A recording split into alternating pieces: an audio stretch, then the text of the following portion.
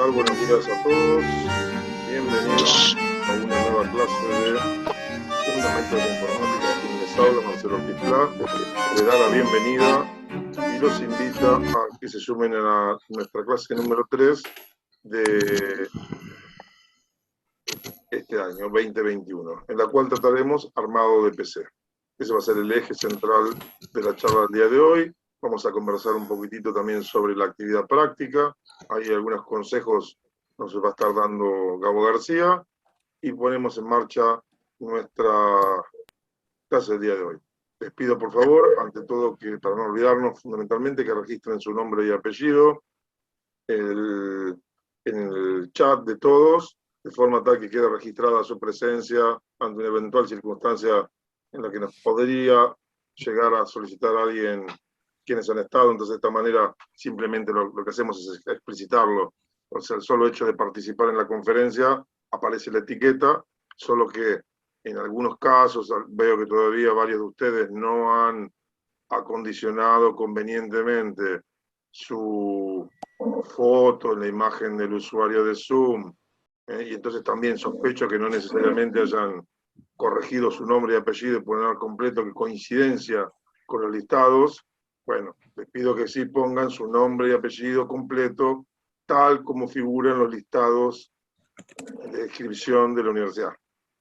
Así que bueno, dicho todo esto, y ya teniendo como fondo de pantalla la presentación con la cual vamos a estar trabajando hoy, vamos a comenzar con la misma y vamos a comenzar a conversar sobre el tema que nos trata en el día de hoy.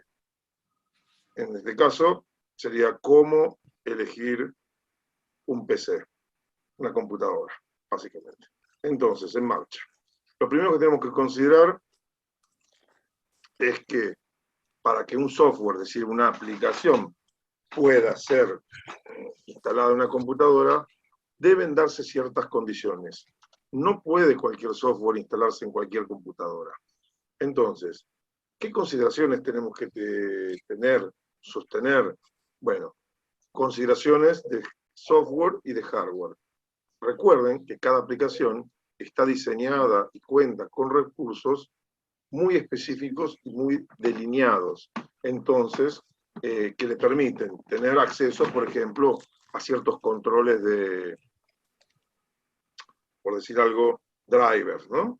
Entonces, es clave entender, como primera instancia, que para poder instalar una aplicación se hace necesario revisar las principales características de software y de hardware que requiere la aplicación para chequear luego si la máquina dispone de esos recursos para poder establecer esta instalación, si no, no tiene sentido.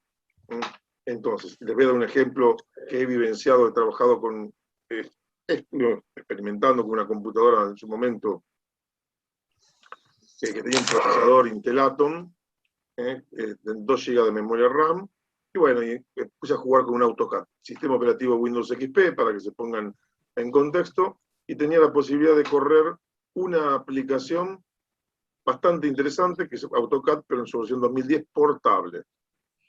En principio, la aplicación funcionaba perfecto, pero ¿qué ocurre? Una de las consideraciones que hacía era que exigía una resolución de ciertas características. Un driver que yo no tenía disponible, un controlador de mi pantalla. Conclusión, nunca pude terminar de utilizar la aplicación. ¿Por qué motivo? Porque en realidad la utilizaba, lo abría, arrancaba a funcionar. Y a partir del momento en que hacía la primera traza, se empezaba a ralentizar y colapsaba el esquema de dibujos porque estaba generando imágenes con más píxeles de los que tenía disponible por software en mi pantalla. Bueno, lo terminé resolviendo instalándole un software que permitía manipular, un driver en realidad, que nos permitía manipular mejor la pantalla. Entonces, de esa manera, lo resolver en su momento. Pero este tipo de consideraciones deben ser tenidas muy, muy en cuenta, porque de la misma manera, ejemplos de aplicaciones, por ejemplo, de gestión, por ejemplo, un software que requiere, un software, por ejemplo, para controlar el presentismo en una empresa, por ahí, si está basado y pensado en tener huellas digitales, si no tiene un lector de huellas digitales, difícilmente lo pueda llevar adelante. O algún software que podríamos tener en nuestra aplicación que previene protocolos de seguridad con un lector de huella digital, si no está disponible, listo. Es como que no tenemos posibilidad de avanzar en esa línea. No funciona porque no disponemos del recurso que necesita. Ahora, ¿dónde pueden surgir estos problemas? ¿Dónde pueden aparecer los avisos? Pueden aparecer durante el proceso de instalación o simplemente no recibimos ningún aviso, tenemos la sensación de que el software funciona fantásticamente y luego nos encontramos que hay fallos y errores. En fin, todas estas características, fíjense que deben ser revisadas ya antes de proceder a la instalación. Lo que pasa es que hay mucho software que es bastante básico en demanda de recursos, y entonces en general el promedio de las computadoras satisface plenamente lo mismo, entonces uno saltea este paso de análisis y uno se tira la pileta, instala y después, bueno, a veces se lleva algunas sorpresas. Entonces vamos a tratar de definir qué son un poquitito ya más específicamente los requerimientos puntualmente de software. Tienen que ver con características que debe tener el software instalado en la computadora para soportar y ejecutar la aplicación o un dispositivo específico. Y por otro lado, por ejemplo, supongamos que tenemos, ese que les contaba, ese dispositivo de lectura de huellas digitales, bueno, también tiene que estar el software correspondiente, el driver que le permita al sistema operativo tomar control de esa aplicación. Entonces, fíjense qué complejo que es esto. Después, en cuanto a requerimientos de hardware, son características que, vamos a ver si me desplazo un poquitito, ahí para que vean las apropiadas, vamos a ponerlo por acá arriba. Requerimientos son características más apropiadas que debe tener un equipo para ejecutar la aplicación específica. Entonces, se deben cumplir en forma simultánea estas consideraciones. Entonces, ahí, fuera de vista tenía a la sala de espera. Ahí está. Dentro de estas características, por supuesto, no solo tenemos que disponer del recurso, sino que este debe estar configurado de un modo adecuado. Es decir, tenemos que configurarlo de forma tal que se pueda entablar la conectividad entre el hardware, el software, y muchas veces esto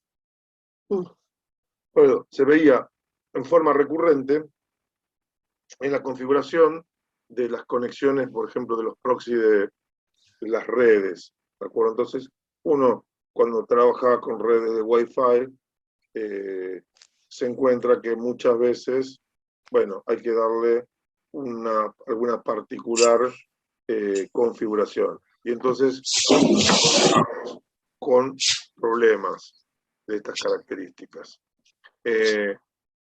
Normalmente, uno lo que trata de hacer es establecer protocolos que nos permita automáticamente establecer los cambios y ajustes para que esto, digamos, no se vea afectado. La realidad es que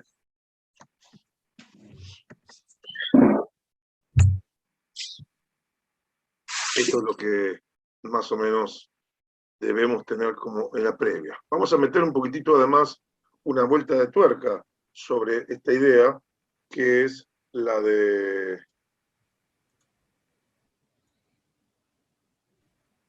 que les comentaba, de los recursos, digamos, de hardware primero. Cuando hablamos de requerimientos, vamos a hablar de estos recursos que son necesarios, ¿no? Entonces vamos a hablar de requerimientos.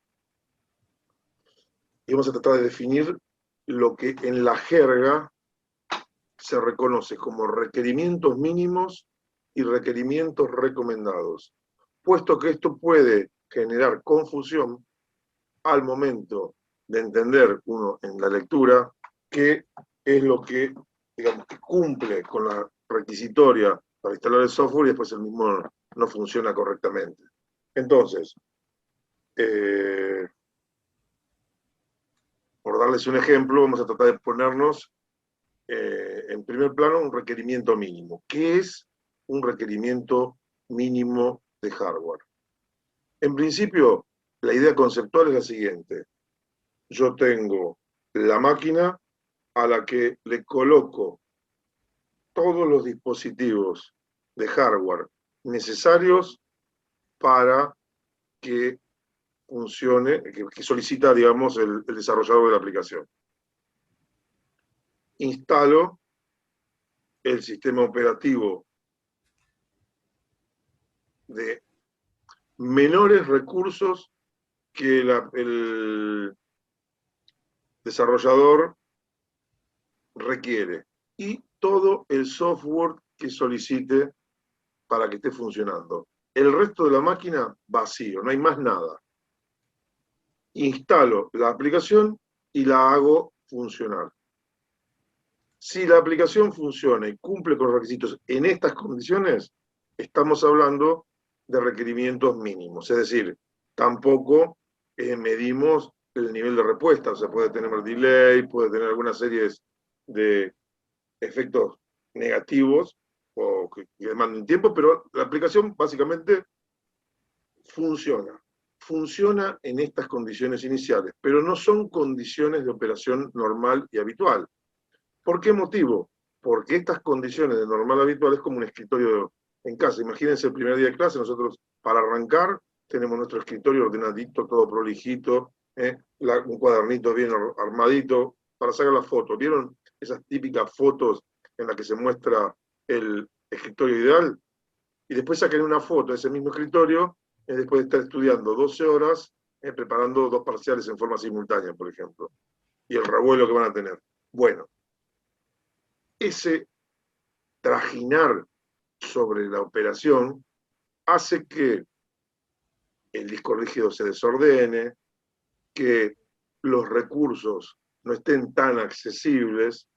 Bueno, la operación en sí misma va generando desprolijidades, que se reflejan normal y generalmente, por ejemplo, en la fragmentación del disco rígido. Entonces eso hace que se pierda velocidad.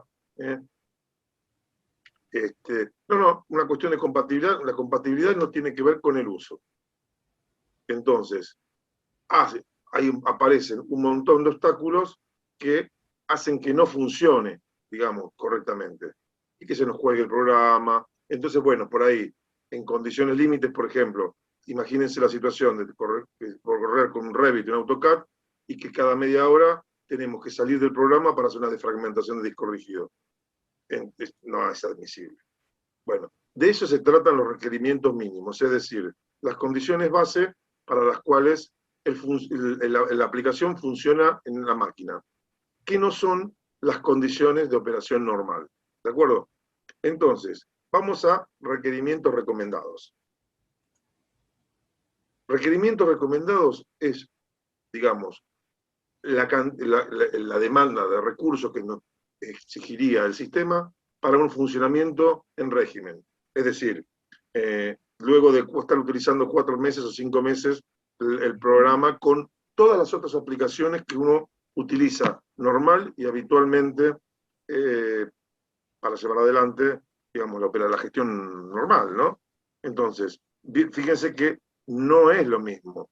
Entonces, ustedes no están realizando defragmentación de disco rígido a cada rato, no están limpiando la memoria caché a cada rato, no están conectando y desconectando los dispositivos, ¿de acuerdo? Entonces, en ese escenario, bueno, las condiciones, los requerimientos recomendados tienen que ver con ese tipo de configuración. Una configuración en la cual nosotros encendemos y nos ponemos a trabajar normalmente.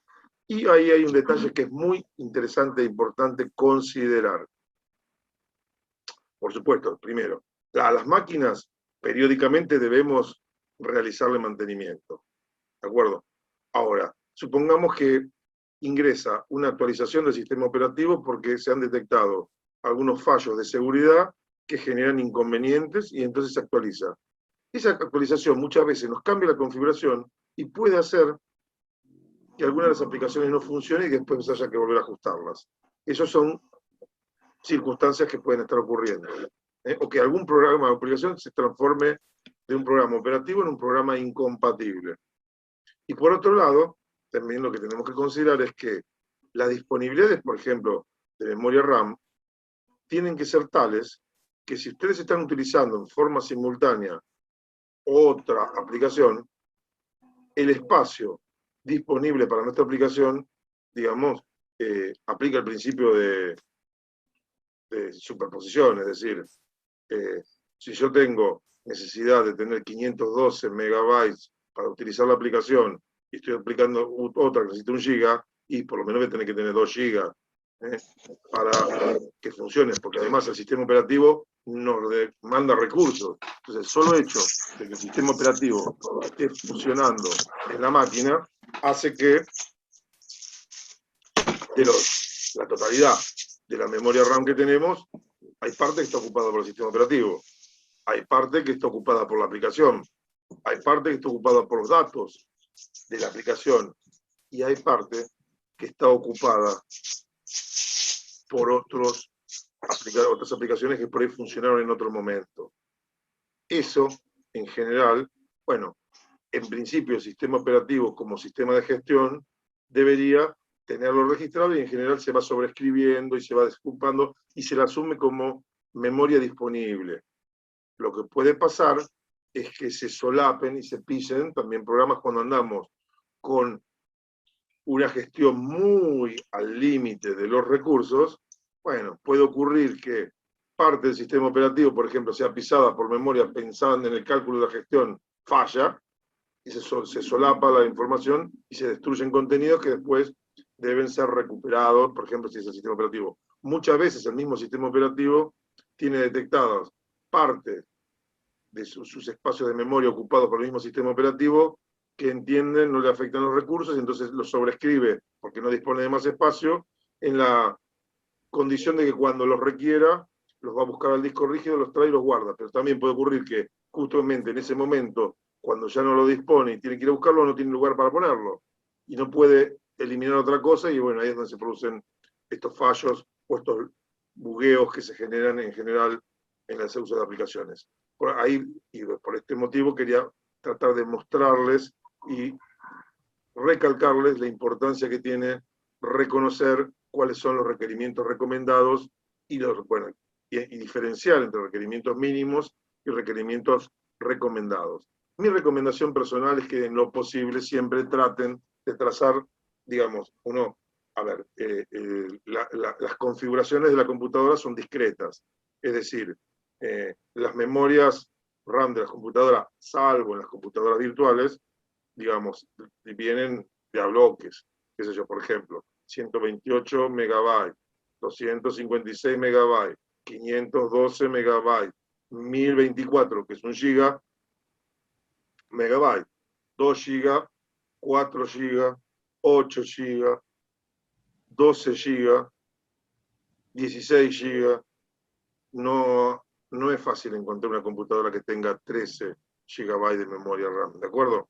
Entonces, esa discrecionalidad en la generación de los espacios hace que uno siempre deba colocarse en el escalón inmediato superior del requerimiento. Por ejemplo, si nos pide, por dar un ejemplo, de que necesitamos, tenemos una máquina que requiere utilizar 3 GB, bueno, de memoria RAM. Y después veremos el uso del procesador, que también impacta, ¿no? Entonces, y por eso las características de los procesadores que deben estar dando respuesta. Vamos a ver si hacemos a tiempo, nos vamos a meter un poquito aplicando controlar, suprimir, y vamos a ir mirando un poquitito los recursos. Por supuesto, en mi caso particular, la máquina tiene recursos más que suficientes para operar con varios programas en forma simultánea. Entonces, claro, es como que yo tengo un relajo, ¿no? Con mi computadora cuando estoy dando clases. Ahora, me pasó el año pasado puntualmente que tuve un problema, tuve un fallo con la batería. Se produjo un cortocircuito en la batería y me quemó una parte de la placa madre, y tuve que mandar a repararla. Y mientras tanto estuve prácticamente un mes sin computadora, trabajando con mi backup, que es una computadora que tenía un procesador empecé a probar, tengo varias dando vueltas, las que tenían procesador Intel Atom, de 1 GB, 2 GB, por supuesto ni arrancaban. Después empecé a probar, ¿por qué? Porque yo tenía que utilizar para dar clases Zoom, pero no el Zoom que utilizan ustedes, que es el Zoom de recepción, de receptor, que con una simple doble clic y un navegador les alcanza. Yo tenía que hacer toda la gestión, entonces uno, para hacer la gestión, necesita muchísimo más recursos que en caso de una conferencia en la cual hay 50 o 100 personas, tenemos que estar estableciendo muchísimo intercambio de información con un montón de nodos. Entonces el emisor / receptor de todas estas fuentes dispersas debe contar con mucho más recursos. Y bueno, se veía que yo, por ejemplo, yo normalmente, ahora, por ejemplo, en la próxima clase voy a empezar a grabar este proceso. Nosotros estamos grabando. Después tengo que hacer una conversión a un código de video. Una vez que tengo hecho esa conversión a código de video, tengo que editarlo, tengo que revisar para ver los contenidos, realizar la edición, poner los créditos, poner algunas marcas y recién en ese momento tendría mi cinta preparada. Luego tengo que subirla a un espacio de memoria en YouTube, configurar todo lo que es video, después generar el link y después recién con ese link lo subo al aula virtual. Un proceso que lleva básicamente el triple de tiempo que dar la clase. Entonces, eso para que vean que detrás de muchas acciones hay mucha demanda de tiempo, de recursos, que por ahí no se ven, pero que hacen que las cosas funcionen como deben ser. Entonces, como le contaba, en este caso me encontraba que si yo quería grabar, estaba realizando la conversión de la conferencia anterior, ni siquiera estaba preparando y editando. Simplemente ocurría eso, se me ralentizaba la conferencia. No podía, entonces tenía un problema, no puedo dar 2 clases seguidas. Qué loco, ¿no? Después encontré un mecanismo para poner en suspensión la conversión, dejarla abierta esperando, y entonces pude resolverlo y pude, mientras tanto, continuar con las clases. Pero era una paradoja, porque no podía dar 2 clases seguidas. Necesitaba tener, por ejemplo, entre clase y clase, media hora por la generación de estas imágenes. Y se me complicaba un montón cuando estábamos trabajando con el Zoom, digamos, básico, que se nos cortaba los 40 minutos, porque en principio en mi configuración original se ponía a realizar la conversión del video y después tenía que ensamblarlo. Y ahí me quedaban superpuestos y no podía continuar con la clase y los 10 minutos no me alcanzaban digamos, para el procesamiento y continuar. Entonces terminamos haciendo un break de 10 minutitos para tratar de enlazar estas cosas. Bueno, aparecen ciertas, digamos, dificultades. En este caso porque tenía una computadora que el procesador más o menos se la aguantaba, la memoria RAM era de 4 GB, se la aguantaba, pero claro, la simultaneidad de tareas me dificultaba mucho. El solo hecho de tener que trabajar con computadoras virtuales para hacer algunas muestras de las condiciones de trabajo, bueno, me generaba algún tipo de restricción. Nosotros seguramente vamos a estar trabajando en la presentación de algún tipo de software con computadoras virtuales. Vamos a hacer el intento primero voy a volver a probar, porque estoy actualizando nuevamente el sistema operativo y además estoy actualizando aplicaciones de computadoras virtuales y se me han generado algunos conflictos que tengo que ver cómo resolver, de modo que las aulas virtuales, las computadoras virtuales que tengo funcionando, ya funcionaban, ya no están funcionando, no las reconoce. Se generan algunos fallos en la configuración de la máquina. ¿Por qué? Porque el software que tengo, que utiliza la computadora virtual y le hace creer que dispone de recursos de hardware a la aplicación, no los tiene en su actualización. Y el ejemplo típico que va a ocurrir es que nos pueden pedir la configuración de una disquetera y ya las últimas versiones no consideran, hay que habilitarla, entonces la tengo desconectada. Entonces tengo que descubrir cuál es el recurso que me está bloqueando el funcionamiento para tildarlo en estas configuraciones virtuales y lograr hacer que funcione, que a veces lleva muchísimo más tiempo que por ahí armar una computadora virtual nueva. Entonces fíjense qué impacto que genera todo esto, qué loco, ¿no? Pero hoy, por ejemplo, tengo trabada, yo tengo un par de computadoras virtuales que son Macintosh, para mostrarles el medio ambiente de trabajo a todos y para mostrar la operación de, por ejemplo, el paquete Office en ese contexto. Y después tengo una en la que es muy loco, pero es una computadora virtual en la que tengo instalado un sistema operativo de Macintosh, Sierra, y a su vez tengo instalado una computadora virtual dentro de la computadora virtual para mostrarle cómo funciona Windows. Esa que me demanda muchísimos recursos, la logré hacer funcionar un par de veces y después de la actualización, cuando ya la pensaba poner en operación para mostrarles, no me funcionó más, estoy tratando de detectar cuál es el inconveniente, pero claro, la fragilidad de estos escenarios que vamos planteando hacen que estas características o estas consideraciones de requerimiento de hardware y de software, porque ahora vamos a charlar de los requerimientos de software, sean tan determinantes. Cuando se trabaja finito, cuando se trabaja en configuración extraña, cuando nosotros debemos simular una computadora en una computadora virtual para ejecutar programas que no son naturales al medio ambiente que nosotros trabajamos, generalmente podemos tener una computadora con Linux que nos gestiona de una manera muchísimo más eficiente los recursos en tanto y en cuanto tengamos los drivers correspondientes, ¿no? Ahora, bueno, vamos a hablar un poquitito de requerimientos, pero específicos, con ejemplos. ¿Cuáles son los tipos de requerimientos que se nos pueden demandar? Y que en general es una lista que no siempre se entrega ordenada. Entonces, les doy acá, por ejemplo, vamos a encontrar algunos ejemplos puntuales que muestran la mezcolanza que hay entre requisitos de hardware y software. Son requisitos, a fin de cuentas, y el proveedor de la aplicación nos los indica. Y no necesariamente van a decir un título que diga requerimientos de hardware, requerimientos de software. Nos ponen los requisitos y ya. Entonces, acá yo lo que voy a hacer es trabajar con ejemplos para mostrarles situaciones que se van a encontrar. Entonces, por ejemplo, hablará de requisitos de placa madre y de CPU, requisitos de memoria RAM, requisitos de espacio disponible en disco duro, requisitos de características de monitor y adaptador de video, es decir, alguna característica que tiene que tener el controlador de video y la resolución o la cantidad de píxeles que maneje el monitor, por dar un ejemplo. Requisitos de disponibilidad de unidades, por ejemplo, de CD, de DVD. Puede ocurrir de disqueteras. Cuando uno trabaja con algún software bastante viejo, pueden ocurrir estas cosas. Y bueno, muchas veces ese software en nuestra máquina no lo podemos hacer funcionar, pero tenemos el recurso, porque digamos, el hardware que nos pide por ahí es muy obsoleto y no lo disponemos, o puede ocurrir también. Entonces nosotros muchas veces podemos generar escenarios ficticios que le hagan creer a la aplicación que dispone de esos recursos y lo podemos estar usando. Después, requisitos de tarjetas de red, requisitos de tarjetas gráficas. Esto generalmente sí es una condición importante a revisar en los juegos.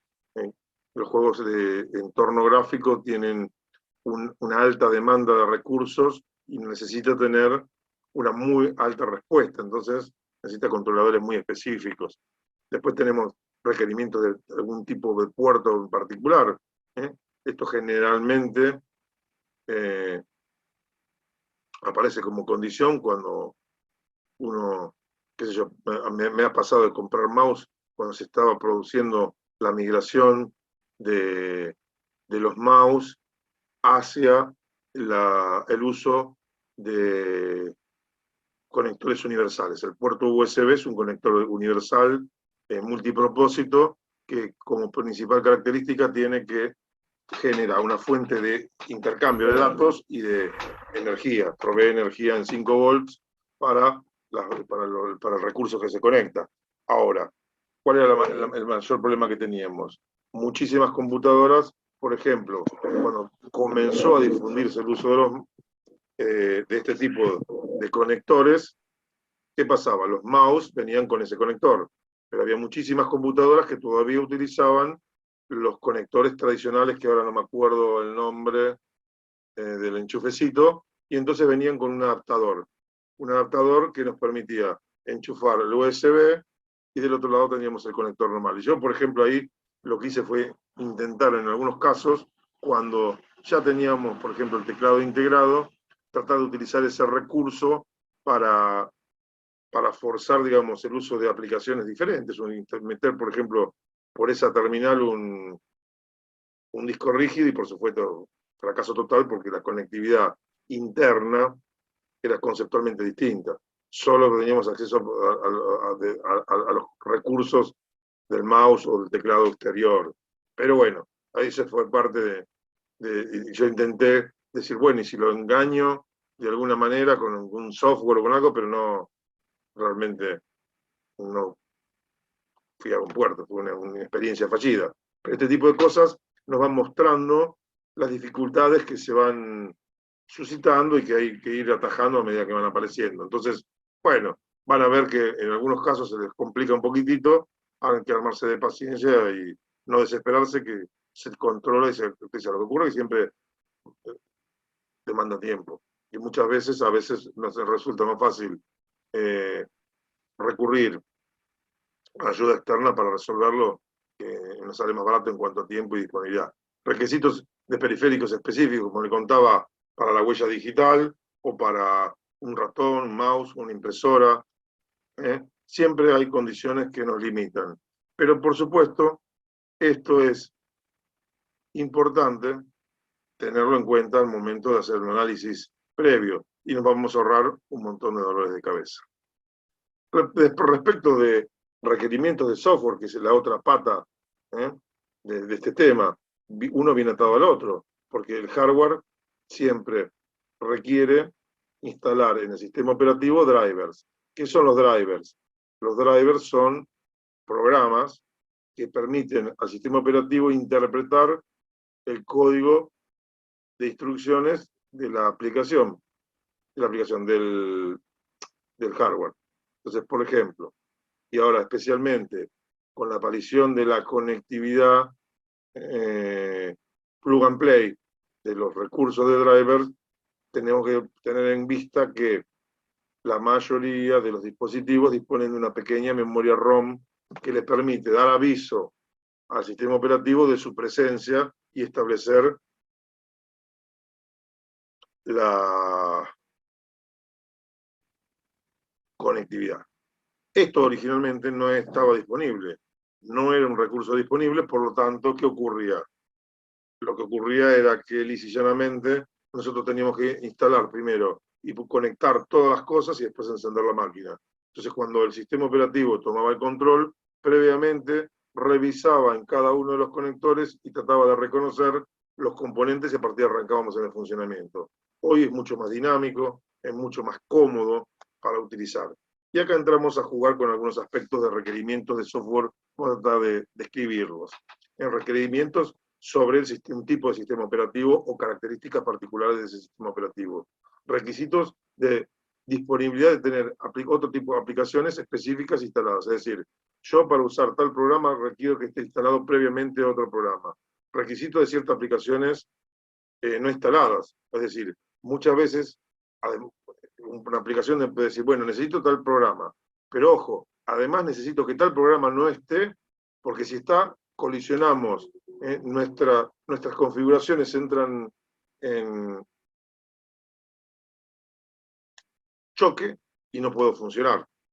Después, requisitos de determinadas configuraciones del sistema operativo o de una aplicación. Es decir, bueno, tal aplicación tiene que estar instalada, pero además tiene que estar instalada, por ejemplo, activado el modo pantalla previa o vista preliminar. Si no, no lo podemos utilizar. Y así, bueno, dije una barbaridad, pero lo que quiero indicar es que, bueno, encima bajo una cierta configuración específica.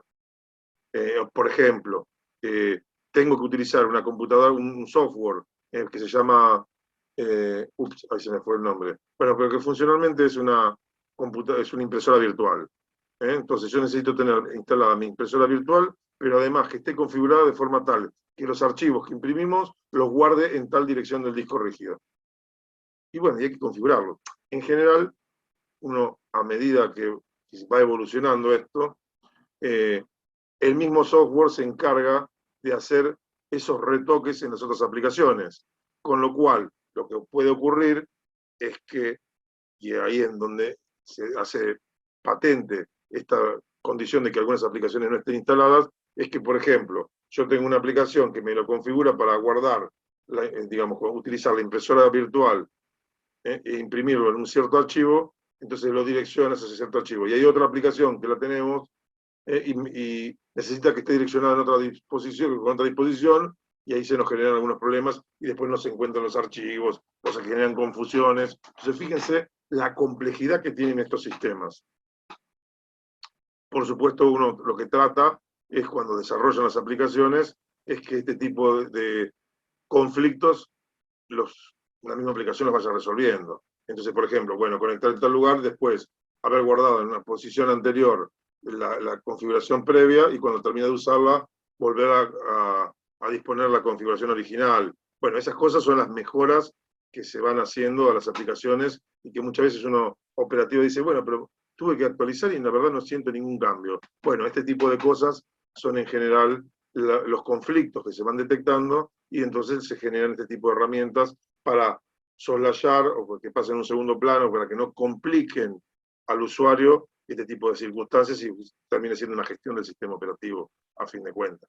Bien, requisitos de algún tipo de controladores o APIs, ahí tendríamos que, ahora vamos a extender un poquitito lo que son las APIs, requisitos de ciertas actualizaciones, por ejemplo, algún certipack para el sistema operativo, algún requisito de ciertos plugins, por ejemplo, la típica es tener instalado Flash en el navegador. Los plugins son programitas que nos permiten aumentar la funcionalidad de una aplicación. Es como si tuviera un programa auxiliar con el cual hacemos algunas otras cosas, y los APIs son elementos que nos permiten controlar con otros recursos algún requisito, muy utilizado en la actualidad. Entonces, por ejemplo, ahí tendríamos nuestra descripción, ¿no? Entonces, una API es un conjunto de procedimientos que cumplen una o muchas funciones con el fin de ser utilizado por otro software. ¿eh? Básicamente es una interfaz de programación de aplicaciones. ¿Qué quiere decir esto? Que yo, cuando tengo una API, lo que me permite es lo que yo les estaba contando. Es decir, dar una configuración y meter mano a otra aplicación para acomodarla de modo conveniente. Y el plugin no es ni más ni menos que, ahí voy a correr nuevamente para que puedan verlo, es una aplicación, un programita informático que añade funcionalidad, que le permite hacer un extra. Se utiliza muchísimo en la actualidad. Se utiliza muchísimo y está pasando de moda. ¿Por qué? Porque es un recurso muy utilizado con las páginas de Internet. Por eso los plugins, entonces, claro, los cookies y los plugins están ahí dando vueltas y nos generan controversias, y generalmente hay software que genera barreras de protección, porque también se lo puede utilizar como software malintencionado, y también se lo puede utilizar como recurso para propagandas no deseadas de nuestra parte. Entonces se han generado barreras. Y el problema es que muchas veces es un recurso que muchas veces cuentan las páginas para poder presentarnos y mejorar la calidad del servicio. Y un ejemplo típico es cuando el navegador, nosotros hacemos un doble clic, tenemos que ver una imagen que está funcionando, un videíto de alguna índole, y para poder llevar adelante eso, se utiliza cookies o utiliza plugins según las circunstancias. Bueno, avancemos un poquitito más. Ahí vamos. Hablemos un poquitito de discrepancias, lo que se deben llamar discrepancias entre los expertos, que básicamente tienen que ver con la subjetividad de la gente, del usuario, y de algunos temas que en general están solayados en el sentido que están en forma implícita, deben ser considerados, y normalmente nadie habla, entonces puede pasarse por alto para el lector no avisado del tema. En general, cuando nosotros nos manejamos en el medio informático, para mantenernos actualizados recurrimos a fuentes como publicaciones. Cuando yo era estudiante, es decir, hace bastante tiempo, era en los años 90, fines de los 80, del 90, ¿qué ocurría? Lo que ocurría era que habitualmente nos actualizábamos en revistas de informática. Entonces yo iba a los kioscos de revistas y normalmente compraba. Yo era más de comprar PC Computer y tenía un amigo que compraba Byte. Entonces después, por supuesto, nos intercambiábamos las revistas, íbamos leyendo las novedades. Y en general, ¿qué ocurría? Cuando hay un programa de moda, o por ejemplo salía disparado un nuevo sistema operativo, ¿qué ocurría? Sí, estas consideraciones previas que estaba contándole te pueden generar conflictos cuando cambias un disco rígido común a uno de estado sólido. ¿eh? Y esos requerimientos, esos cambios de velocidad deben ser considerados y generalmente tenés que instalar previamente los recursos como ciertos drivers muy particulares para que puedan manejar la velocidad de respuesta. Imagínate que estás acostumbrado a trabajar con una canilla que te va enviando de a gotas y de golpe te tiran un chorro de agua.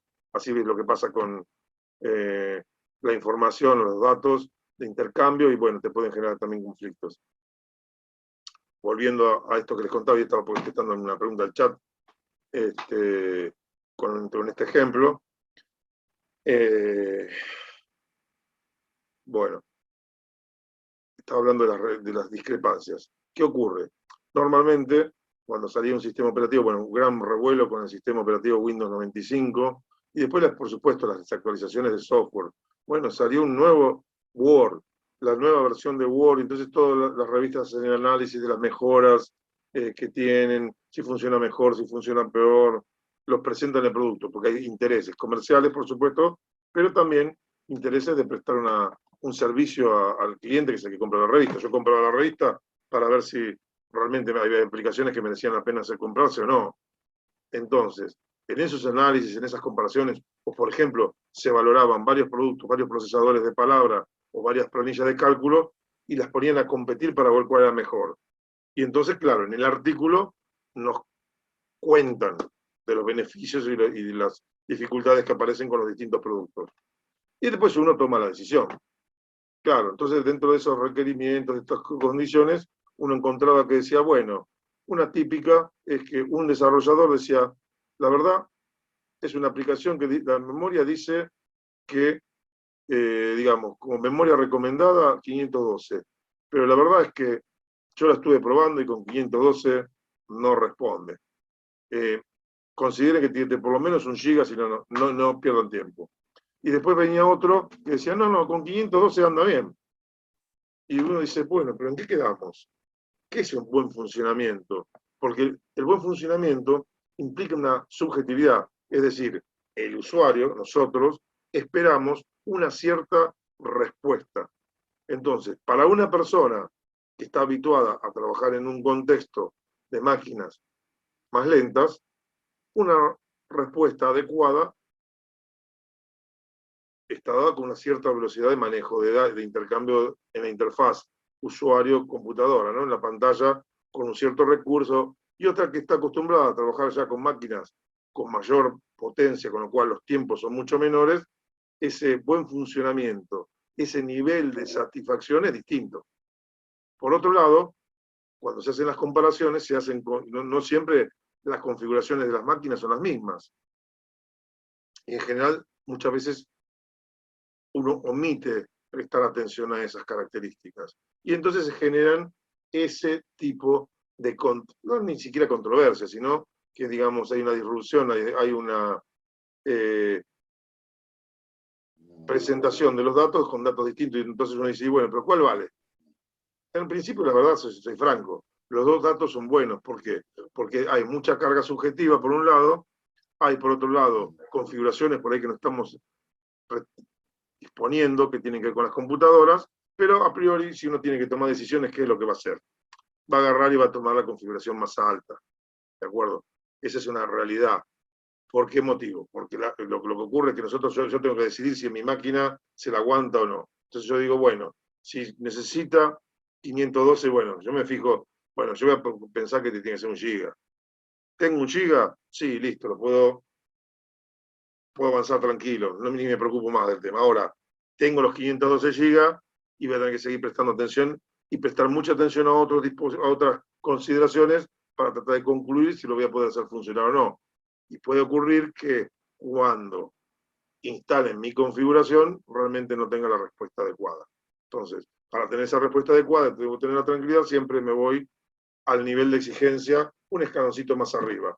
Y esto tiene, y acá hay un detalle que está bueno considerar, que es cuando el Challenger, el transbordador espacial Challenger, en su despegue generó un desastre, de que después paró el programa espacial norteamericano durante varios años en el uso de los transbordadores espaciales, se debió a que, por ejemplo, en las exigencias de calidad para los productos de fabricación, uno siempre tiene un valor mínimo y se busca que tenga un valor recomendado también, ¿de acuerdo? Vos comercialmente podés proveer un producto con ese valor mínimo y no te pueden decir nada y está todo bien. Ahora, ¿qué se dio? Se determinó, después que se hizo la investigación, que uno de los mayores problemas que se había dado es que uno, cuando hace el requerimiento para el producto en forma individual mínimo, es una cosa, en un contexto promedio.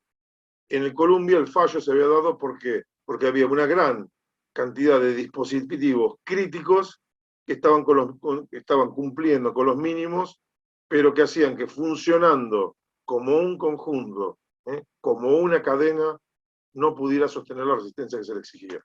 Entonces, acá también tenemos mucho de esto. Entonces, especialmente cuando tenemos que pensar de digamos, de las prestaciones que tienen que tener las computadoras, nunca debemos perder de vista esto, de no estar ajustados sobre los valores mínimos. ¿Por qué? Porque no siempre la suma de los mínimos nos va a dar el valor mínimo del sistema. Por ahí, cuando tenemos todas las partes con los mínimos, el sistema está por debajo del mínimo requerido para funcionar convenientemente. Entonces esto es muy, muy importante. Bueno, avanzaremos un poquitito más. Hablaremos un poquitito de un requerimiento de software, pero ya ejemplo de algún programita que, sin indicar cuál es el programa, describí. Y por supuesto son viejitos, no tienen por qué ser. Entonces, por ejemplo, un ejemplo sería Sistema Operativo Windows XP o superior. Debe estar instalado Flash Player 9 o superior. Debe estar instalada la máquina virtual Java 1.6 o superior. Y no nos pide más nada. Y este sería un ejemplo básico de requerimiento de software que tenemos para instalar en nuestra computadora. Una aplicación cualquiera. Otra aplicación que requiere también de hardware, ¿no? Procesador Pentium 4 de 1 GHz, 256 KB de memoria caché o superior. 256 MB SRAM DIMM expandible 1 GB. Un disco Ultra ATA 100 de 100 GB de capacidad a 7200 revoluciones por minuto.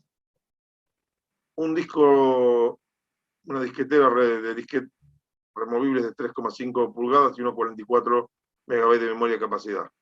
Una unidad de CD-ROOM de 48X. Una placa flash Ethernet de comunicaciones 10/100. El 10/100 tiene que ver con la salida y la entrada de datos. Una placa aceleradora. Vamos por algún otro ejemplo. Acá tengo otro ejemplo de requerimiento de hardware, pero de un juego del año 2015. Tampoco, digamos, exige grandes cosas. Hoy la disponibilidad de recursos que tenemos que ponerle a las computadoras, especialmente si uno es gamer, es decir, hace uso profesional de los juegos, porque la verdad que hasta hay campeonatos de FIFA profesionales, en la actualidad en los que funcionan equipos manejando jugadores, 12 personas jugando, y, o sea, hay un mundo, un universo virtual inimaginable muchas veces para un montón de personas, ¿no? Entonces los negocios van mutando y hace que se disparen los requerimientos de las máquinas de manera impresionante porque estamos haciendo un uso profesional.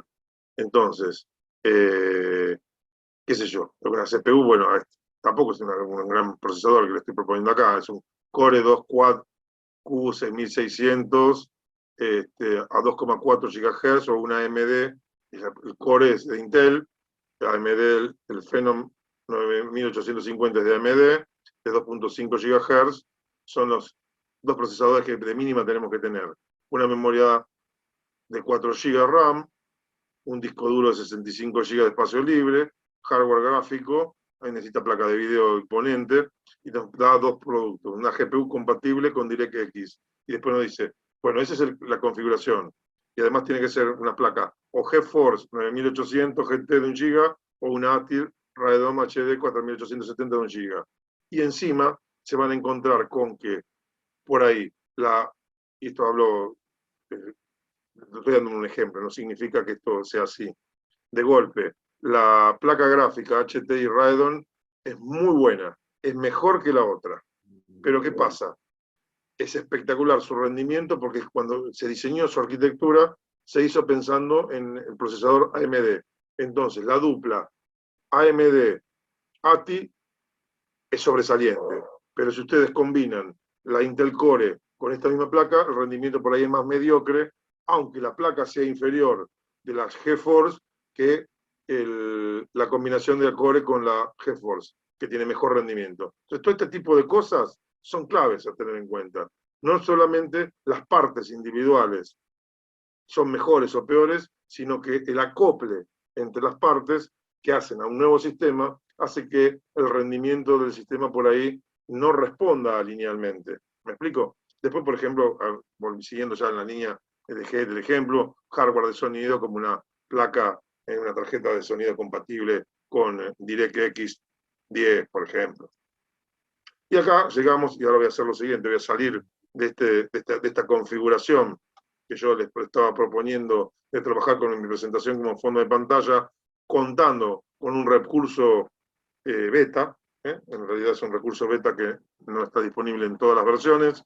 Vamos a compartir en una pantalla básica, en un segundo plano, de forma de ingresar, ahí vamos a salir ahí estamos en nuestra aula virtual.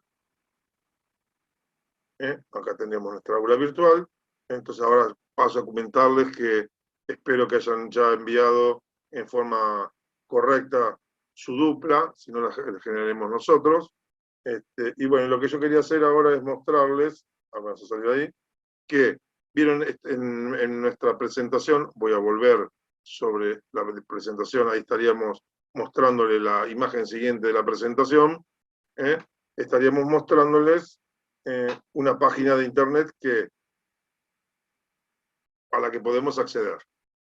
Ahí la habilitaríamos, la tenía también abierta, 2 veces la tengo abierta la hoja de licencias, ahí se reúna, y acá tendríamos acceso a qué cosa, a una biblioteca de la universidad, en la cual ustedes tienen para cada una de las aplicaciones, hacemos clic en Zoom, y de paso le vamos a aumentar el número de visitas, a 7.995, fíjense que ahora vamos a ingresar y va a quedar la 7.996, seguramente después de nuestra visita. Estamos teniendo, ¿qué tenemos? Información de qué es Zoom, cuáles son las funcionalidades principales, cómo son las licencias de la universidad, cómo solicitar licencias, y un instructivo para crear una cuenta. Este instructivo justamente es el que tenemos disponible en nuestra página. De la misma manera,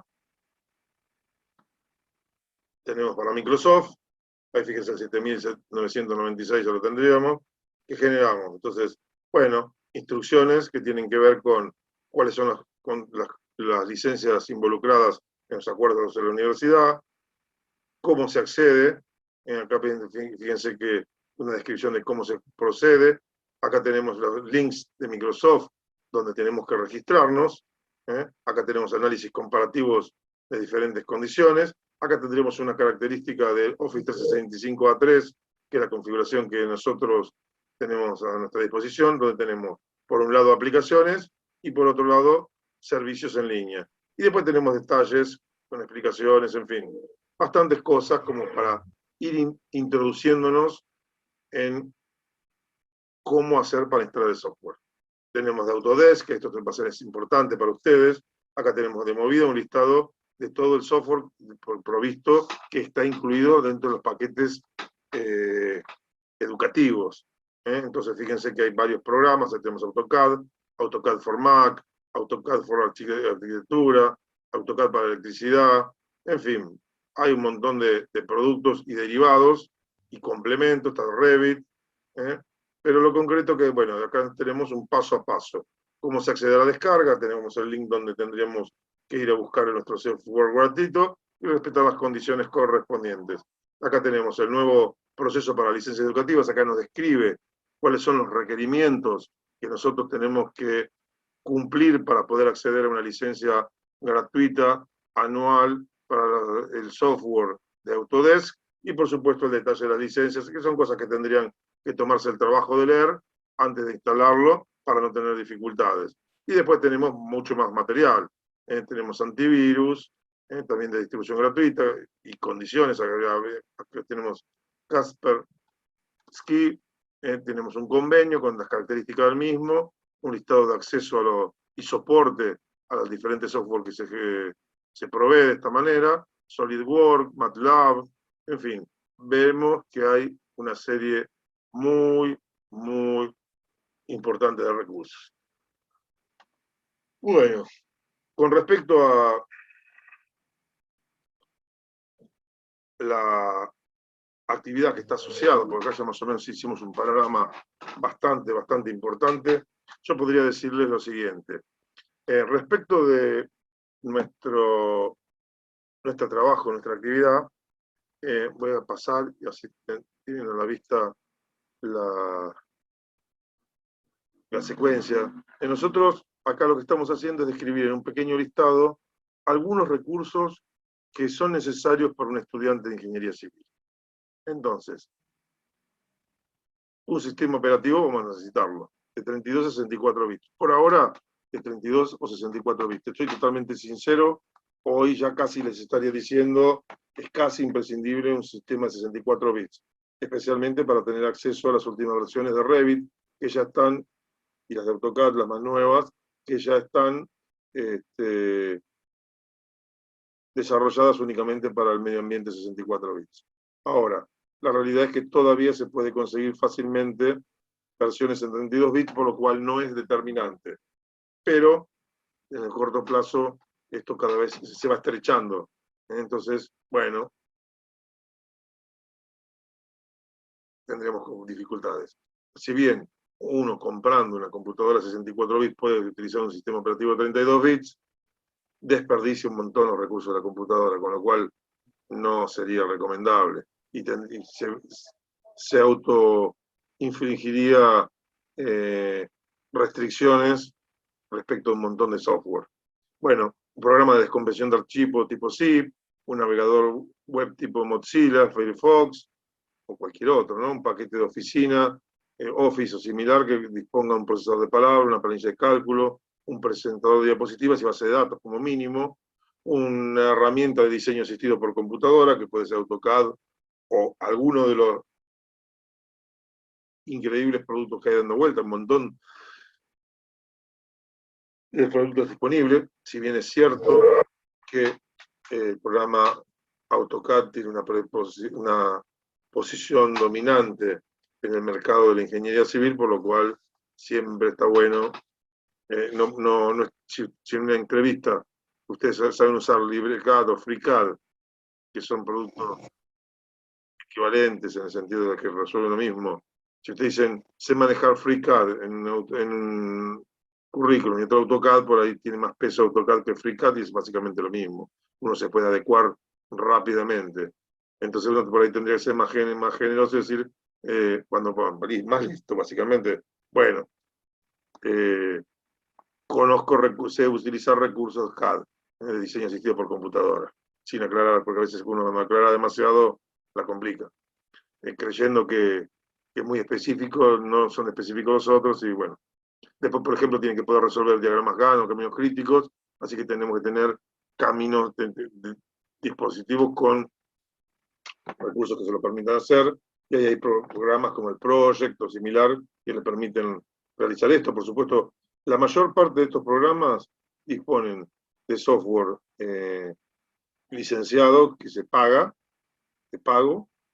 Ustedes pueden, en nuestra actividad práctica, como la intención va a ser preparar una máquina para utilizar en la facultad, ustedes pueden utilizar software educativo que no tiene limitaciones en ese sentido, con lo cual mucho del software pago es gratuito para ustedes en esta configuración, Por eso la importancia de revisar esta página que les mostré antes recién, porque de ahí pueden saber qué pueden disponer. Acá habría que agregarle también algún programa antivirus, que no está en el listado, porque no es específico, pero tiene que ver con el funcionamiento, también alguno gratuito, un sistema de cómputo numérico con lenguaje de programación. Cuando hablo de un sistema de cómputo numérico, en realidad estamos hablando de algún editor de texto que tenga incorporado fórmulas de cálculo avanzado matemático que nos permite utilizar lenguaje de programación para que en forma integrada podamos resolver problemas en una memoria técnica. Ahí tenemos bastantes programas pagos, en realidad es un nicho bastante particular, pero básicamente podríamos incluir a MATCAD, MATLAB, SMAT, nosotros vamos a estar trabajando con SMAT, y programas de gráficos para hacer dibujos y ese tipo de cosas como vicios similares. Hay bastantes programas dando vuelta. Por otro lado, tendríamos programitas como ser, denme un segundo que tengo una persona en sala de espera.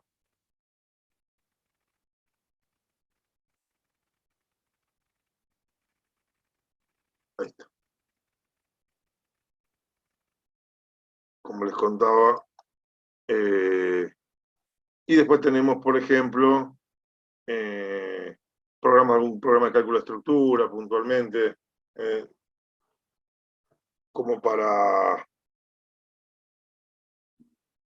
utilizar ahí el ejemplo Peplan o alguno de ellos. Acá lo que estoy haciendo es mostrarles un ejemplo, un producto de Solid Edge, es un producto en realidad de tipo CAD, utilizado para diseño, por supuesto, si las compran, la descuentan, no compran hardware, compran un sistema funcionando. Entonces, es más, si llegan a utilizar algún software medio raro, me llegan a poner y quiero el curso de capacitación también. Normalmente con leer los manuales alcanza, pero bueno, puede ocurrir. Entonces, todo el software legal, nada de software trucho.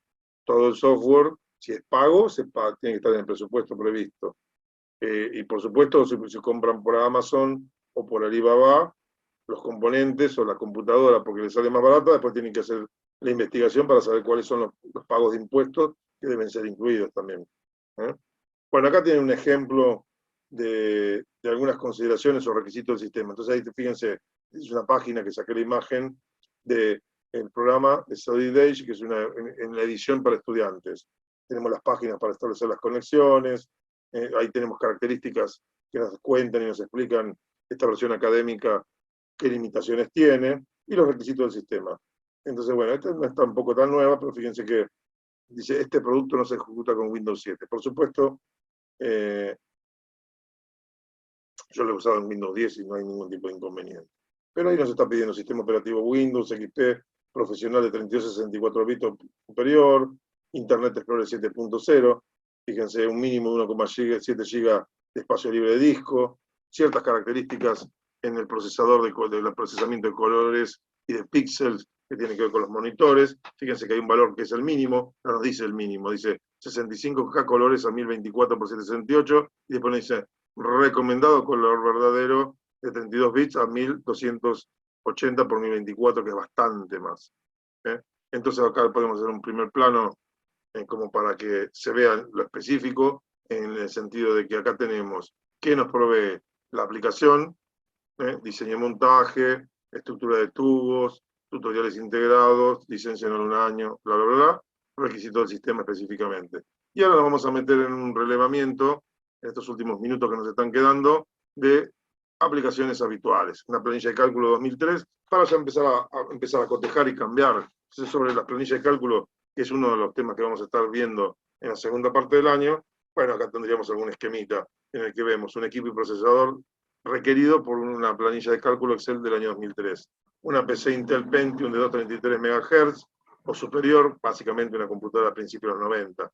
Memoria, 128 MB de RAM o superior, el sistema, o sea, lo que requiere es la aplicación. Después hay que fijarse qué requiere el sistema operativo, ¿de acuerdo? Un sistema operativo Windows 2000 o superior, un disco rígido que tiene, bueno, 260 MB, la versión estándar o la profesional 400 MB, y un una pantalla Super VGA 800 por 600. La verdad, recursos muy básicos.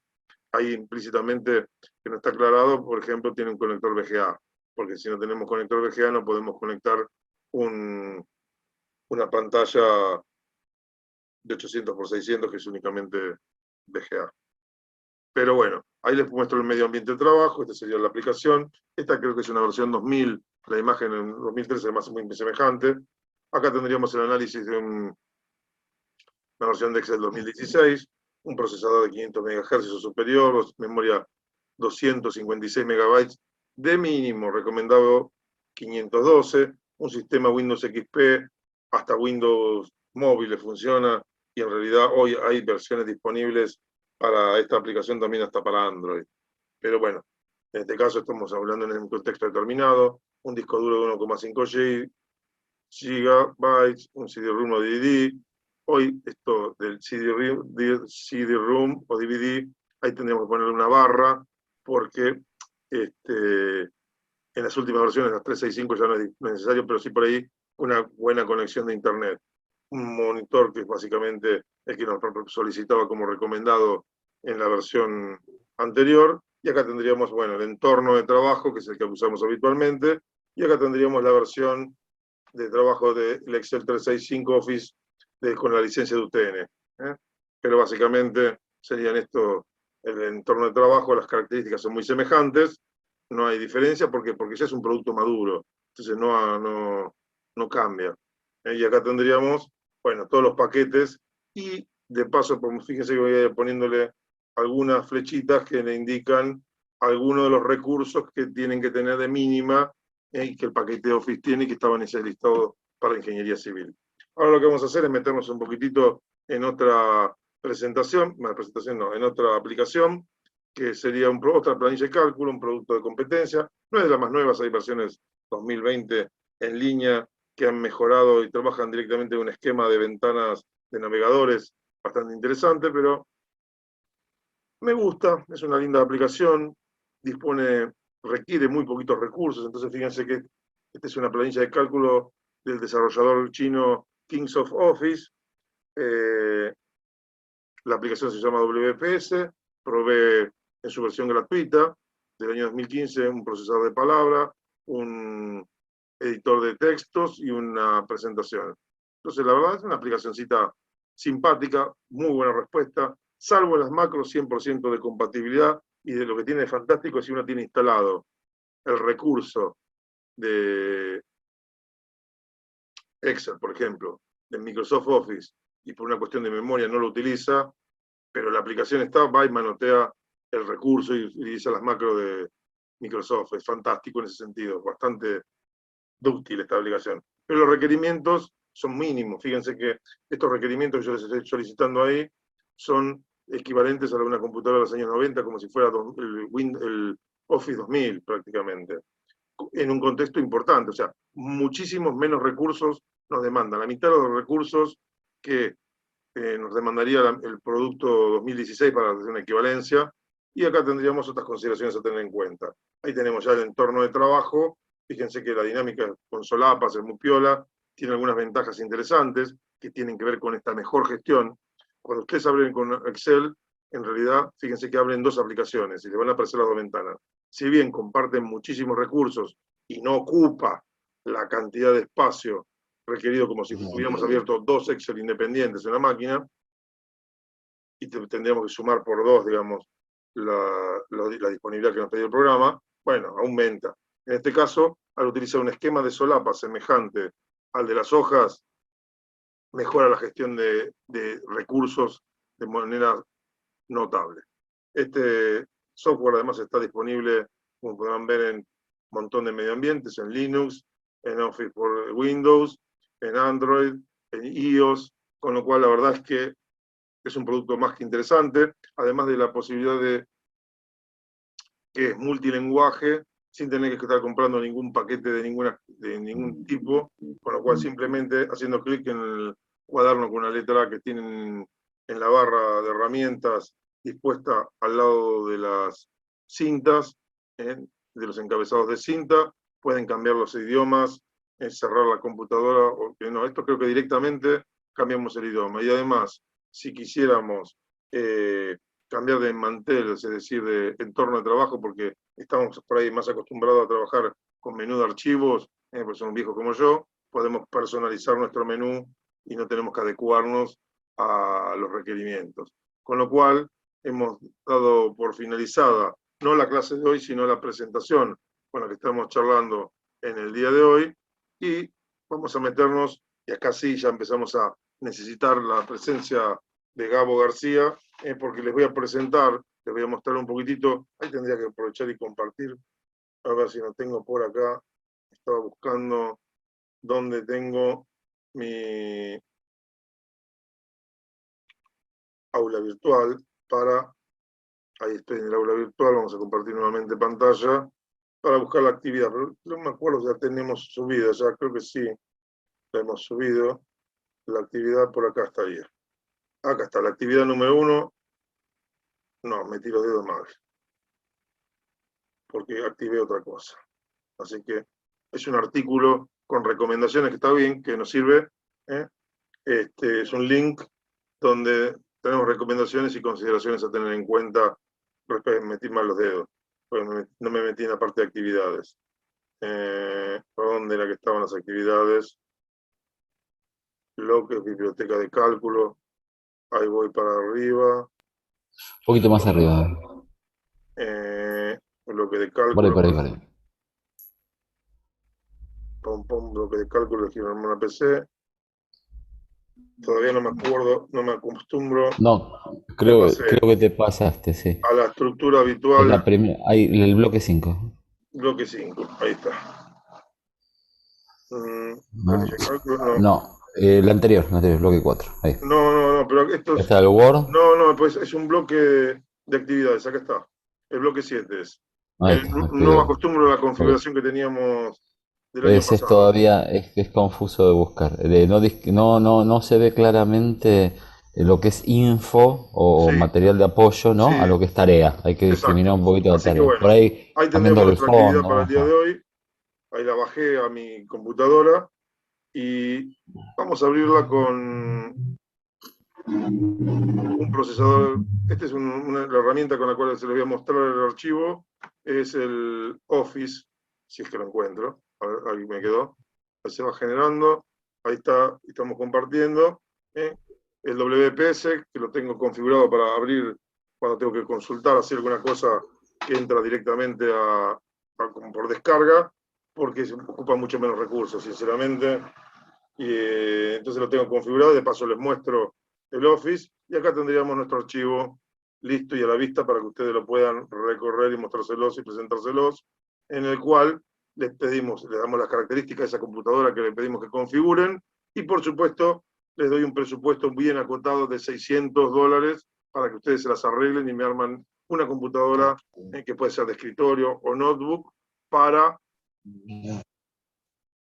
un estudiante de ingeniería, básicamente. Y ahora sí le cedo la palabra al arquitecto Gabo García, que les va a poner blanco sobre negro en esta primera actividad del año. Gabo. Hola, buen día. ¿Cómo andan todos? Bueno, lo primero que celebro es lo último que pasó en el chat. Ahí se está terminando de formar una última pareja. ¿Mm? Eh, Tarde pero seguro. Digo, para hoy, olvídense, estamos en tiempo de descuento. Todos tienen que tener formada la pareja. Y si no, como bien ya había señalado la clase pasada Marcelo, se encargará nuestra aulita virtual de dividirlos de dos en dos al azar a todos los que no hayan formado hasta el día de hoy, no hayan formalizado a través de ese envío de la encuesta a la pareja. Bueno, lo vamos a hacer automáticamente a través del aula, tomando los listados y simplemente tomando todo el listado sobrante o el listado que todavía no lo ha hecho de dos en dos. Así que en buena hora que se están terminando de asociar. Apúrense, tienen tiempo hasta que termine la clase, para meterse en el aula virtual y anotarse. Porque tenemos que arrancar en algún momento a trabajar. Este primer trabajo práctico tiene, yo explicaba el otro día, una doble finalidad. Por un lado, ustedes saben que el programa de la materia tiene incorporado no solamente las 4 herramientas, estas fabulosas que entre Marcelo y Mónica les van a enseñar a operar, sino que también Bueno, incluye todo el resto de soporte informático en lo que hace a procesadores de palabras, por ejemplo. Y claro, ha pasado tanta agua bajo el puente desde que se diseñaron los programas para esta asignatura al día de hoy, que juzgamos que hoy por hoy todos ustedes traen por lo menos un mínimo de formación o de capacitación en el manejo justamente de procesador de palabras, lo que habitualmente llamamos el Word, ¿no? El Word comercial. Comercialmente es es el más conocido posiblemente en esta región del planeta, pero procesador de palabras en general. Entonces, la tarea esta tiene una doble finalidad, le decíamos. Por un lado, tiene este aspecto divertido eh, que nos involucra a conocer más y mejor acerca de las computadoras, de las posibilidades y entonces de las necesidades. Y aquí toda esta charla de hoy de Marcelo, entre los requisitos mínimos, los requisitos deseables y los requisitos formales de cada una de las actividades que vamos a hacer, terminan de hacernos completar una idea, después de hacer una sintética investigación que hará cada dupla, este, para poder decir, bueno, a ver, la máquina mínima que yo necesitaría si no tuviera una, sería esta. ¿Mm? Con algunos condicionantes como el aspecto presupuestario, como el aspecto que sea todo soft legal o que podamos considerarlo legal, sea a través de software gratuito adquirido por convenio con la universidad o de cualquier otra manera alternativa que ustedes puedan ser capaces de justificar, sea una máquina casera armada, digo, al mejor estilo taller informático, ¿no? Desplegando las partes en casa y armándose una buena computadora, o una computadora comercial, esta que uno ya compra hecha de cualquier marca, y que encuadre en las necesidades y en el presupuesto. Entonces, por un lado, eso, una forma obligada de meternos en el mundo informático, ya con otro tipo de acercamiento y detalles, ¿no? Esas cuestiones que a veces uno cuando se va a comprar una máquina no sabe o tiene cierto desconocimiento, y si no se asesora, mal compra, bueno, a ustedes los obligaría entonces a hacer esta pequeña investigación. Pero trata de tomar un primer registro si ustedes manejan realmente el procesador de palabras. Entonces esta suerte de informe evaluativo que se les pide involucra dos cuestiones. La primera, manejo a nivel fundamentos de la herramienta. Entonces, si ustedes leen con detenimiento después la guía de trabajos prácticos, se van a dar cuenta que se pide plantillas o formatos. Por ahí, si yo tengo una versión de procesador de palabras o fuera de Word, fuera de Microsoft, digamos, que no tiene exactamente esa plantilla o no se llama de esa manera o tiene algunas características diferentes, no importa. Lo importante es que ustedes sepan, por ejemplo, manejarse con una plantilla dada para hacer un trabajo de informe por texto como este que se pide. Que sepan vincular dentro del documento, que puedan aparecer hipervínculos, por ejemplo, hipervínculos que me permitan mostrar de una manera alternativa planillas comparativas, valores presupuestarios o publicaciones o imágenes que refrenden o complementen esa explicación que yo voy dando a lo largo de ese informe. Consejo barra exigencia, todo lo que sea precio, calidades, prestaciones, todo aquello que pueda dejarse a una evaluación, estaría bueno ordenarlo, ¿no? Es de buena conducta para un ingeniero hacerlo esto, no comparar melones con sandías, poder comparar cosas equivalentes. Y en ese sentido empezar a trabajar con planillas, que todavía no son planillas de cálculo, con filtros y fórmulas como los que le va a enseñar Marcelo a través de aplicaciones como el Excel y sus equivalentes, sino que en principio cualquier planillaje, cualquier matriz, digamos, de entrada de datos, ¿no? de columnas y filas, en la que uno pueda ordenadamente disponer de información y mediante por ahí no un filtro operativo que el Word no lo tiene, pero sí por ahí un filtro de criterios que se pueden explicar para que cualquier interlocutor leyendo esa planilla como parte del texto del informe, ¿no? pueda entender cuáles son los criterios que privilegian a unos productos sobre otros, o unas soluciones o unas selecciones sobre otras. Bueno, todo eso está involucrado en este trabajo práctico. Y para eso lo que hace falta es poner también a prueba, y esta es un objetivo encubierto que tiene el ejercicio, la lógica con la que ustedes trabajan, ¿no? Si hay algo, yo el otro día decía, si hay algo que distingue por ahí a los ingenieros y tan siquiera a los ingenieros civiles, entre tantas especialidades, es esa lógica particular, ¿m?, por la cual justamente se los contrata y se les paga, que es distinta obviamente a la que otros especialistas y por supuesto a la que gente no especialista, eh, y es valiosa y debemos comenzar a cultivarla desde el primer día. Entonces, tareas como estas apelan, ¿m?, a un primer esgrimir de criterios que tendrá que unificar cada dupla de trabajo. Entonces también es la primera vez que tienen que ponerse de acuerdo en un dictamen, en este caso, en una elección, ¿m?, poder explicarla en conjunto bien, bueno, y ponerla a prueba que no es poco, ¿m?, eh, y comenzar a formarlos en ese sentido, ¿no? En el sentido de los criterios. A ver, me copé charlando y no estoy leyendo acá las consultas que pueda haber en el chat. Yo recomendaría, a esto contesta Marcelo, bueno, perfecto, me está haciendo ahí la pata Marcelo contestando, perfecto. No sé si anticiparles mucho más, no es una tarea difícil, como primera tarea es livianita, y lo que sí vamos a hacer también desde el lunes de la semana entrante, va a estar en vigencia.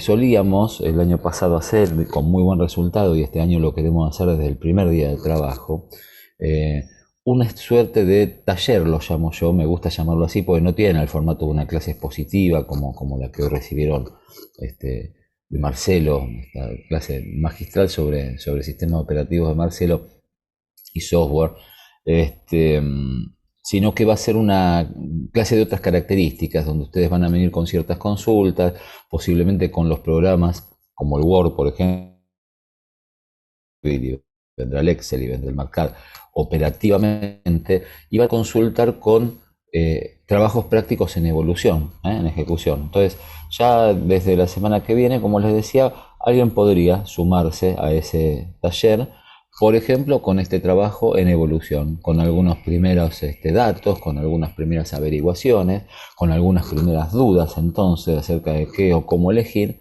y con una primera idea también de cómo empezar a elaborar este informe. No vamos a darles demasiado tiempo para hacerlo, porque aquí hay que avanzar con las otras herramientas, entonces esto posiblemente no tenga más que hasta la semana que viene o la subsiguiente, digamos, para ser entregado. Ya lo vamos a publicar a través del aula visual como ficha perentoria, pero como les decía, el espacio ese va a tener la finalidad de darles una mano complementaria a lo que es la clase de divulgación o la clase expositiva que siempre está a cargo de Marcelo y Mónica. Ese taller básicamente lo voy a llevar yo adelante, aunque en los ratos libres siempre se suman, ¿no?, Marcelo o Mónica en forma alternativa, y porque la idea es hacerlo justamente en los horarios alternativos para que a ninguno se le superponga, ni con justamente la asistencia a clases de Marcelo o de Mónica, ni con cursadas de otras materias. Entonces, hemos siempre aprovechado los huecos, por ejemplo, los días lunes, que se dicta fundamentos toda la tarde desde tempranito. Hay un horario, justamente un bache, en el que solíamos, en lo presencial, solíamos aprovechar Marcelo, Mónica y yo para irnos a tomar algún cafecito, algún refrigerio, antes de continuar con el turno vespertino. Y bueno, ahora lo vamos a aprovechar para que yo voy a habilitar unas charlas de Zoom, que ya van a salir publicadas también en el aula virtual. Ustedes se conectan allí y van a tener la posibilidad de estar unos minutos conmigo, y ya les digo, eventualmente contaremos también con la asistencia de ellos en la medida que las clases lo permitan, en un horario alternativo que en principio era a partir de las, ayúdenme chicos, 4 y media de la tarde, era de 4 a 7, en el caso de los lunes. Opciones. No, de variaban. 15, de 15 a a 16:30. 15, bueno, cualquier cosa, dijo Gabo, de 15 a 16:30 en el caso de los lunes, y de 9 de la mañana a 11 de la mañana en el caso de los miércoles. Sí. Les repito, como para aprovechar tanto la gente que cursa los lunes como ustedes que cursan los miércoles, siempre tener algún horario de alternativa para poder asistir a este taller de consulta. No en forma obligatoria, sino justamente en forma complementaria y opcional, digamos. Aquí se presenta aquel que venga justamente a consultar algo. Eh, y generalmente no nos congestionamos demasiado, digamos, nunca somos más de 10, 12, porque claro, por un lado está el tema de que cada uno quiere hacer su pregunta personal, pero por el otro también está el tema del aprendizaje socializado, y esto que implica si Mónica, Marcelo y yo estamos haciendo un trabajo entre los tres, bueno, lo más probable es que la duda nuestra también sea la duda de otro trío de personas que están haciendo exactamente la misma tarea y en competencia con nosotros. Entonces, por ahí la duda que plantea Mónica le sirva a mí o a algún otro, ¿no? De otro grupo de trabajo. Y en ese sentido, a veces cuando se juntan más de una dupla, está bueno porque la consulta de uno es la duda a veces de todos y se resuelve en este tipo de instancias. Complementariamente, repito, a las muchísimas consultas que también se dan en estas clases expositivas y en esos silencios, en esos intermeses que tanto Marcelo como Mónica generan, no puede consultar. Así que bueno, estos son los dos avisos. Todo esto va a estar publicado en el aula virtual y también, por supuesto, ya está operativo el mail. Antes yo contesté por chat, lo habrán leído todos. El mail de consultas, consultas.fundamento@gmail.com, es la vía de comunicación por defecto que ustedes van a tener tanto para consultarnos cuestiones desde administrativas hasta operativas y por supuesto el fluido intercambio de prácticos en corrección, ¿no? Que se enlazan por supuesto con estos horarios de taller, ¿no? Tiene que ver con el corregir el proceso, ¿no? Lo que se está produciendo en plena evolución. Una vez que lo consideramos ustedes y nosotros terminado, lo subimos a la aula virtual. Kevin, se te escucha muy mal. Pareces iba a decir borracho, pero no es un término muy elegante. No, es problema de sonido, por supuesto, no tuyo. A ver, habla lento, despacio. A ver ahí.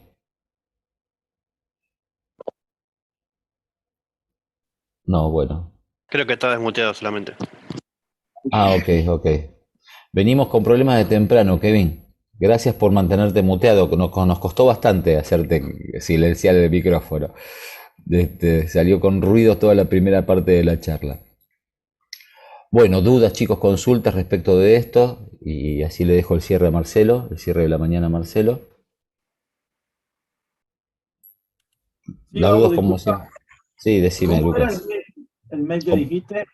El mail que dijiste, ¿consultas cuánto? Ya está publicado en el aula virtual, de todos modos, es Ah, consultas, lo estoy escribiendo aquí en tiempo real mientras charlamos, consultas, bueno, ¿ves? Escribo rápido, escribo mal, consultas, fundamentos, @gmail.com. Si bien no es un Gmail institucional, siempre funciona en paralelo y vinculado a nuestra aula virtual. Todo lo que ahí se corrige se vuelca a una única planilla que está en nuestro drive del aula virtual. Así que bueno, por ustedes son tantos que en realidad si esta misma actividad la quisiéramos hacer a través del aula, congestionaríamos el aula. Por eso lo hacemos a través de un mail en paralelo. Y específicamente, repito, en esta materia que ustedes habrán visto, son 7 cursos en una misma aula virtual, ¿no? Ahí está, Marcelo me ayudó a publicarlo más claramente. ¿Qué onda? A ver, ¿qué otra consulta 8 puede haber por ahí? 8 cursos, dice. 8 y creciendo. No descarto Sí. que en el 2022 puedan ser 10, por ejemplo. Hubo 8 cursos, pero de 100 alumnos cada uno. Este año venimos con un promedio de 60, 70 y bueno, el año que viene serán 100. Son de esas cosas que la virtualidad también va a tener que empezar a escribir. No sé si todos están viendo, mientras alguno plantea su duda, no quiero dejar de destacar el fondo virtual que tiene en este momento la arquitecta Mónica Crescó. Es una de las grandes obras de la ingeniería / arquitectura, en realidad debería decir arquitectura / ingeniería, considerando que es un arte mayor el nuestro. Perdón, esa casa, la casa Farnsworth, es una casa fantástica, en 1940 aproximadamente, está en el medio de un bosque. y es absolutamente acristalada. Es una de las primeras experiencias respecto de los espacios multimediales y sin demasiadas paredes, ¿no? Donde la distancia entre los espacios y el mobiliario es la que va articulando la forma de vivir. Y si bien tiene algunos bemoles, digamos, situaciones como la pandemia, por ejemplo, mi casa está hecha con esta filosofía. El arquitecto Mies van der Rohe fue uno de los precursores de esa forma de pensar. Hoy, situaciones como esta, pandémica, con 3 hijos por ahí tomando clases virtualmente y un profesor en casa como yo, hacen que esto no sea demasiado cómodo, o por lo menos tiendan a interferirse muchísimo las tareas. Sin embargo, imagínense, para los años 40 fue absolutamente revolucionario. Eso que ustedes ven es todo mobiliario diseñado en la época por el arquitecto Mies van der Rohe, uno de los grandes patriarcas de la arquitectura moderna. En fin. Bueno, ¿Qué más, chicos? ¿Alguna duda, alguna idea? Si no, Marcelo hace el cierre. Gracias, da la sensación que hemos contestado ampliamente las preguntas que nos han ido planteando. Aprovechamos mientras vos estabas de alguna manera haciendo un relevamiento de las condiciones de la actividad, fuimos contestando por el chat varias de las respuestas, de las consultas que nos hacían, con lo cual entiendo ya, salvo alguna cuestión puntual que pueda hacer alguna persona, que es un buen momento para dar cierre a la charla de hoy y despedirnos hasta el próximo miércoles. El próximo miércoles nos encontramos nuevamente a las 8:30 de la mañana con el mismo link. Así que me despido. Te agradezco tu presencia y participación, Gabo y Mónica. Y nos encontramos el próximo miércoles por la misma hora y por el mismo link. Muchísimas gracias a todos. Nos vemos.